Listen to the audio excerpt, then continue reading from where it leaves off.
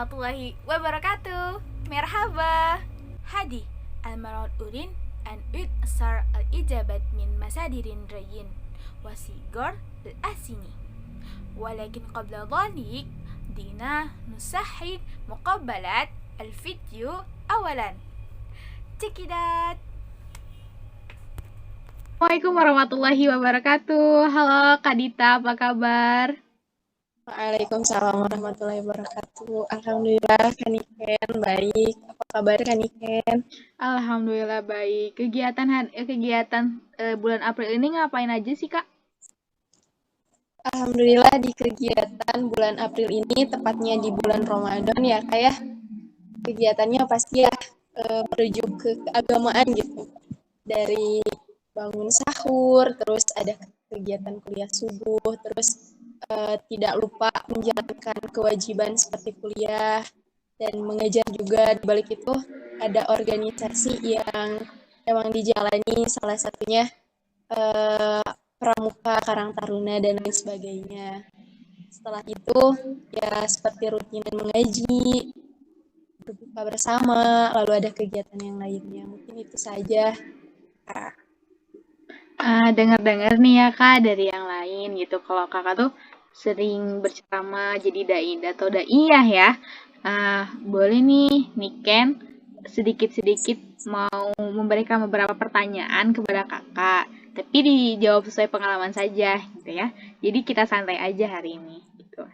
Baik, siapkan. Kita menurut ya. Iya kita sharing aja menurut pengalaman gitu kan ya. Karena ya sama-sama masih belajar gitu ya, dan kebetulan Kakak pun mahasiswi di ini ya di UIN Sunan Gunung Jati. Iya. Tepatnya di jurusan apa Kak, sama fakultas apa? Di jurusan Tasawuf Psikoterapi Fakultas Usuluddin, masih semester 2. Oh, kita berarti seumuran ya, Masya Allah. Gitu. Seumur angkatan ya. Iya. Nih, ini Kak, aku mau bertanya nih. Pentingnya bahasa Arab untuk berdakwah menurut Kakak itu apa? Pentingnya bahasa Arab menurut Dita sendiri ya, ketika berdakwah itu penting gitu. Karena bahasa itu kan alat komunikasi ya. Dan itu juga selain alat komunikasi bisa dijadikan referensi serta daya tarik orang ketika melihat kita sedang berdakwah seperti apa. Di balik itu juga kan bahasa sangat penting ya, apalagi zaman milenial, zaman globalisasi saat ini gitu. Banyak orang yang diperlukan bukan hanya sekedar actionnya, bukan hanya sekedar dia tahu keilmuannya, tapi dia mampu mempraktikkan, dia mampu berbahasa apapun itu. Salah satunya bahasa Arab. Iya. Terus apakah nih seorang dai itu harus bisa menguasai bahasa Arab atau tidak hanya bahasa Arab saja? Itu kenapa ya, Kak? Oke. Untuk pertanyaan itu, setuju harus menguasai bahasa Arab. Tapi bukan hanya sekedar bahasa Arab ya, menurut saya. Bahasa-bahasa yang lain juga, entah itu bahasa lokalnya, ya gitu, kearifan lokalnya, entah itu bahasa Inggris yang universal gitu, yang ada di dunia ini yang kita yang kita harus tahu gitu, harus kita kuasai gitu, bahasa Inggris ataupun bahasa-bahasa yang lainnya wajib untuk kita pelajari gitu. Dan di balik itu juga bukan hanya bahasa saja, namun keilmuan juga harus kita dalami. Karena menjadi seorang dai atau penceramah itu bukan hanya sekedar kita menyampaikan pada saat itu lalu kita lupa. Namun kita harus mempelajari dulu. Lebih baik gitu kita mempraktekkan dulu gitu sehari-hari gitu. Lalu kita bisa menuangkan atau berceramah gitu kepada orang lain setelah kita praktikkan. Itu sih dari pengalaman yang saya rasakan dan saya ingat. Oke. Terus dalam penggunaan kitab Turat nih ya, kan kita ini kitab Turat itu masih awam didengar, tapi kalau yang sering dengar itu kitab kuning ya. Nah, sebagai referensi, apakah Kak Dita sendiri pernah menggunakan kitab kuning sebagai media untuk berdakwah? Untuk kitab kuning sendiri ya, jujur kita mungkin kalau misalnya dibilang sering, ya sering gitu. Membawa dari referensi dari kitab kuning. Karena dibalik itu kan kita mempunyai gurunya ya Kak ya. Kita ngaji, kita apa ya, kalau bahasa Sundanya mah kayak kita ngelogat gitu sama-sama, terus nanti diterangin sama guru. Pasti kan sedikitnya pemahaman kita tuh udah nyatu dengan apa yang disampaikan oleh guru gitu. Jadi kita suka ngambil dari referensi yang ada di kitab itu. Kalau misalkan nih ketika mungkin lagi buru-buru gitu ketika akan menyampaikan suatu ceramah atau apa, kadang suka ditulis tuh secara garis besarnya di pasalnya tentang apa, lalu poin-poinnya tentang apa, dan ketika kita ceramah baru kita menjelaskan. Itu sih menurut apa pengalaman kita. Terus dibalik itu juga selain kitab kuning yang menjadi referensi, mungkin kita juga selalu lihat dari ceramah-ceramah ustadz-ustadz yang lain gitu, ulama-ulama yang lain gitu. Tapi tetap gitu, mungkin kandungannya atau misalkan isi ceramahnya itu sama, cuman bedanya itu dari penyampaiannya mungkin ya kayak. Nah, Masya Allah sekali ya, pengalaman kakak yang benar-benar sungguh luar biasa gitu ya. Bisa dijadikan pelajaran juga bagi remaja-remaja sekarang yang ingin menjadi dai atau daiyah ya. Terus terakhir nih kak, apa ada tips atau saran bagi orang yang ingin senantiasa bisa berceramah atau menjadi dai atau daiyah di halayak orang banyak? Sebelum menjawab itu ya kayak jangan panggil Dita daiyah atau apa ya, kita sama-sama sharing aja gitu, sama-sama belajar gitu. Mungkin masih banyak kekurangan juga yang Dita sampaikan atau yang Dita jelaskan ini. Untuk sarannya sendiri ketika kita ingin berceramah gitu, bagi teman-teman semua nih, khususnya Dita sendiri gitu yang menyampaikan, mungkin yang pertama itu kita tuh harus percaya diri Kak. Gitu sih. Satu poin yang paling utama, kita harus percaya diri. Percaya diri. Kalau kita nggak percaya diri, ya udah gitu, nggak akan bisa menyampaikan apa-apa. Yang kedua, kita harus menguasai materi apa yang kita sampaikan. Karena kalau kita salah gitu menyampaikan, kan kesananya juga fatal gitu. Entah nanti menjadi perselisihan atau perdebatan orang banyak. Kan itu juga salah satu dari pertanggungjawaban apa yang kita sampaikan. Untuk yang selanjutnya itu, kita harus menguasai mungkin teknik dakwahnya sendiri ya, kayak cara penyampaian kita. Mungkin kalau misalnya orang lain cara penyampaiannya enaknya seperti ini, ya udah seperti ini, jangan melihat dari pendapat orang lain. Terus selanjutnya kita tuh kayak ada apa ya, ada hiburannya gitu, jadi jangan terlalu monoton ketika menyampaikan ceramah, biar orang lain tuh nyaman dengan kita, lalu apa yang kita sampaikan juga bisa mereka ingat terus dan bisa mereka amalkan. Mungkin itu saja Kak, tidak banyak, dah masih belajar lah gitu. Masya Allah sekali ya, dari beberapa pengalaman gitu kan ya, meskipun ya belum menjadi dai atau daiyah, tapi ini menjadi salah satu langkah awal Kak Dita juga ya untuk bisa insya Allah untuk menjadi dai atau daiyah ya nanti ke depannya gitu. Ini juga. Iya, amin insya Allah gitu ya. Terima kasih Kak Dita atas kehadirannya gitu ya, bisa menyempatkan hadir gitu untuk senantiasa diwawancara oleh Niken gitu kan ya.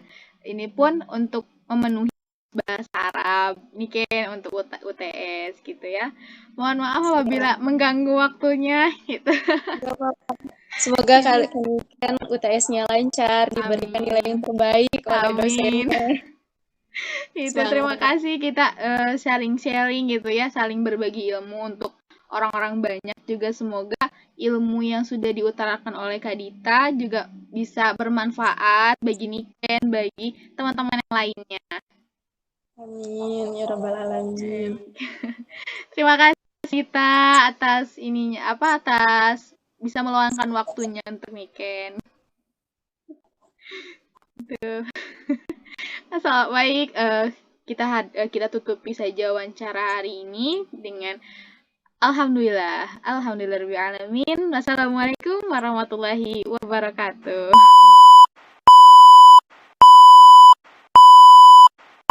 Assalamualaikum warahmatullahi wabarakatuh. Oke teman-teman semua. Kali ini Niken bersama dengan, boleh perkenalan dulu kakak? Ya, sebelumnya perkenalkan nama saya Ahmad Aziz dari kita Saus Psikoterapi UIN Bandung angkatan 2021. Masya Allah, berarti kita seumuran ya ternyata. Gitu.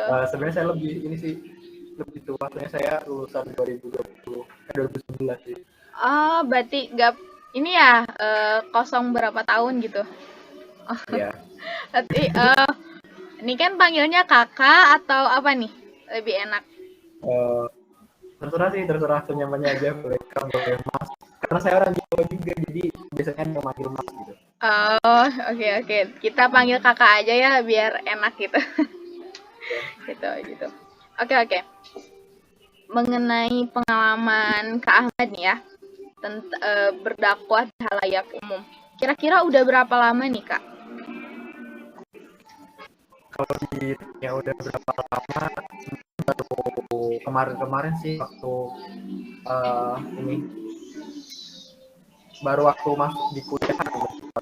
Jadi itu gara-gara apa ya, saya tuh orangnya tuh kayak dilihat orang, mungkin orang melihat saya tuh kayak nih si Ahmad nih sama tadi orangnya kayaknya pede gitu kalau ngomong di ketemu, apalagi saya dulu kan juga lain gitu, dan orang-orang tuh tahu kalau saya tuh juga udah lumayan mumpuni gitu kalau kata orang. Jadi kalau dikatakan udah berapa lama, ya mungkin baru-baru kemarin juga gitu. Baru-baru kemarin. Masya Allah sekali ya pengalamannya, meskipun hanya kemarin ya, tapi sudah mungkin dikenal banyak orang ya mengenai pengalaman. Nah, kita berbicara mengenai bahasa Arab ya. Menurut Kak Ahmad Aziz nih ya, pentingnya bahasa Arab untuk berdakwah itu menurut Kak Ahmad Aziz itu penting apa gimana? Berbahasa ini dakwahnya menggunakan bahasa Arab atau dakwah untuk memperkenalkan bahasa Arab? Lebih kedua-duanya sih. Kadang kan ada beberapa, kan karena bahasa itu sebagai pemersatu bangsa ya, apalagi bahasa Arab itu yang umumnya gitu kan, ada di Al-Quran juga kan bahasa Arab kayak gitu. Menurut Kak Ahmad Aziz ini apakah penting untuk bahasa Arab itu dipakai berdakwah? Iya. Kalau disebut penting, sangat penting banget menurut saya ya. Jadi kan dulunya saya di pesantren itu juga belajar bahasa Arab, apalagi pesantren saya tuh lebih bisa dikatakan tuh pesantren bahasa gitu. Dan ditekankan dengan pelajaran yang umumnya itu bahasa Arab gitu. Nah, kalau di zaman sekarang itu dirasa mungkin sangat penting sekali gitu, apalagi sekarang itu di bahasa ya, yang mana orang-orang, maksudnya anak-anak zaman sekarang itu lebih bangga menggunakan bahasa Inggris gitu. Di samping kita bangga menggunakan bahasa Inggris, kita tidak harus tidak melupakan bahasa Arab, apalagi kalau dia agamanya Islam gitu kan. Nah, mungkin untuk pendakwah sekarang juga itu harus melihat kondisi sekarang gitu, kondisi anak-anak sekarang, dan penggunaan bahasa Arab sekarang yang sekali dengan mungkin bisa bahasa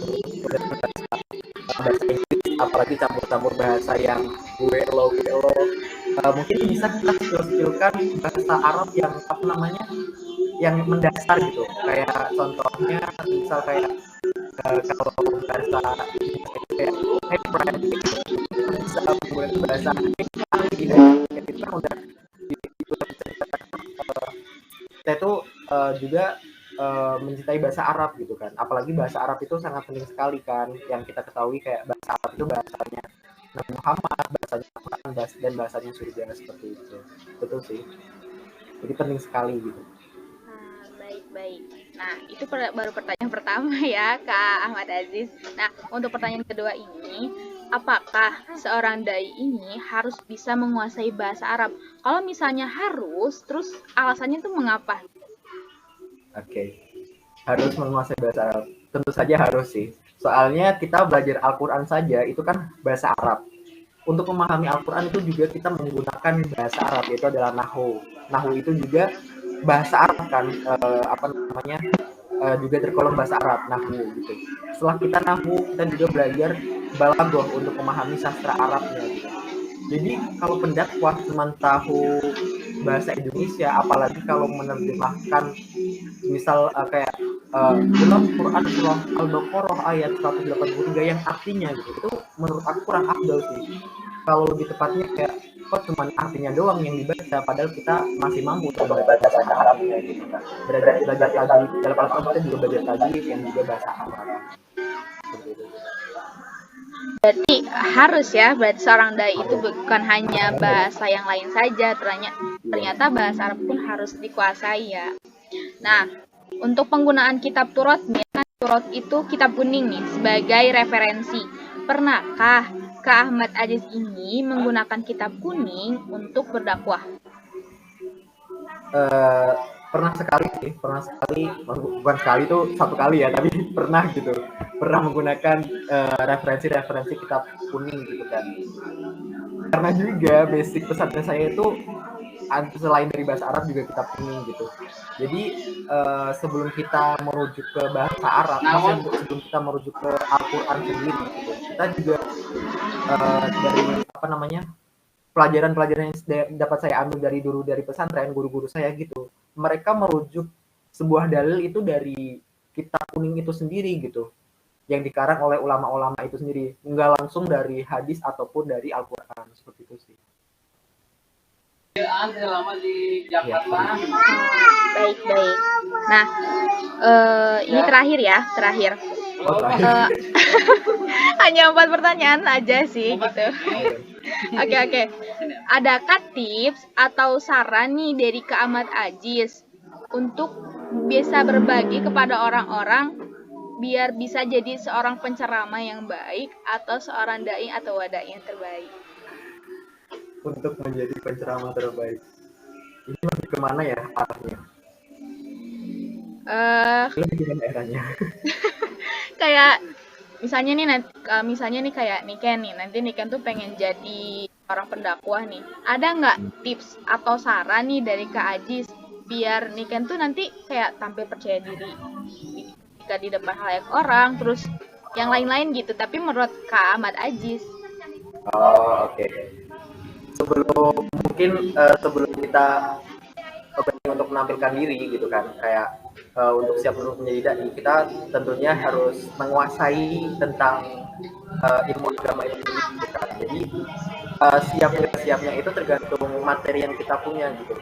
Semakin berbobot materi kita, semakin ilmu kita yang kita dapat, mau disuruh apapun, mesti kan kita bisa gitu, gak hanya dai doang kan. Kayak misal imam gitu kan, imam kan bukan hanya untuk mempunyai kepedean untuk menjadi imam, tapi kita juga harus tahu hafal surah, tahu gerakan-gerakan sholat gitu kan. Nah, jadi untuk menjadi dai tersebut juga kita harus tahu kayak materi-materi yang bakal kita sampaikan gitu.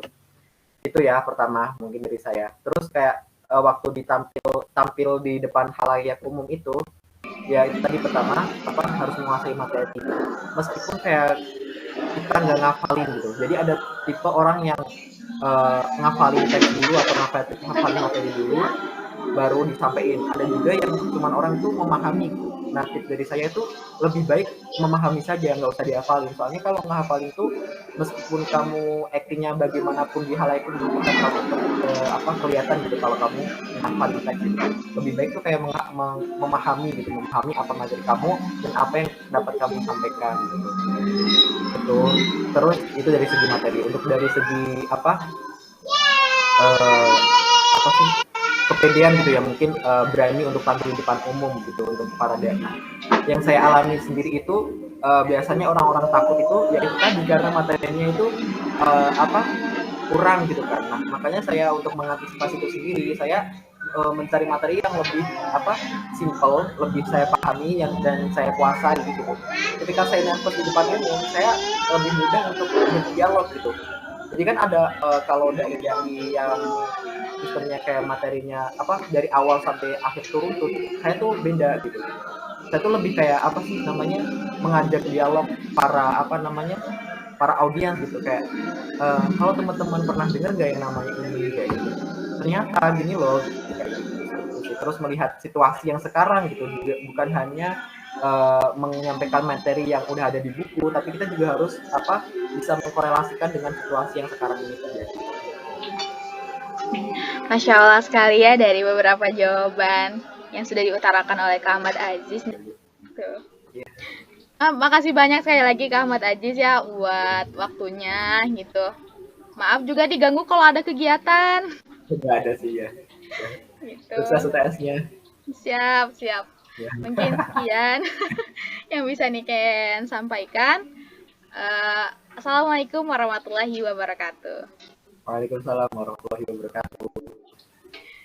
وأوضح من المسددين بالنسبة للسؤال الأول فإنهم يعتقدون أن اللغة العربية مهمة جدا لأنها أداة الاتصال وخاصة لغة القرآن وكمفتاح لفهم تفسير الحديث وغيره فلا بد من تعلم اللغات العربية جميع المراجع إلى الدين الإسلامي الرئيسي من العربية أبداء من القرآن كسند والكتب المرجعة وجميع الوثائق المكتوبة باللغة العربية.